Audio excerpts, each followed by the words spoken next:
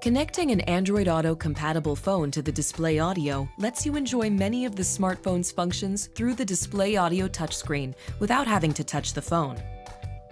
Before connecting a compatible smartphone, you'll need to download the Android Auto app from Google Play to the phone.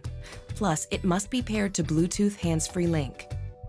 Next, make sure your compatible smartphone has the latest software update. Plus, it's critical that the cable you use is from the original equipment manufacturer and that it's not worn or damaged.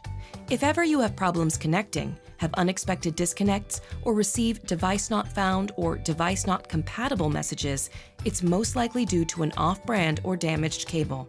With the vehicle parked, plug the Android phone's USB connector into the USB extension cable in the front console. When you first use Android Auto, a consent screen will appear before enabling.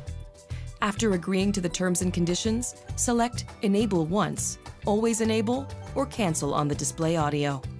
A tutorial will appear on the display. Complete the tutorial before driving and using Android Auto. Now an Android Auto icon will appear on the display audio home screen. Touch the icon to go to Android Auto. The easiest way to use the apps on the smartphone is through the Google Assistant, the app's voice recognition feature. To engage it, press and hold the talk button on the steering wheel until the system responds. The Google Assistant will now remain engaged until you press the talk button again. You can use the Google Assistant to make and receive phone calls, have the system read emails and text messages and respond to them, plus get directions, news, sports scores, and weather forecasts. If you'd like to delete phones from the Android Auto history, here's the process. From the display audio home screen, touch Settings, and then select Smartphone. Select Android Auto.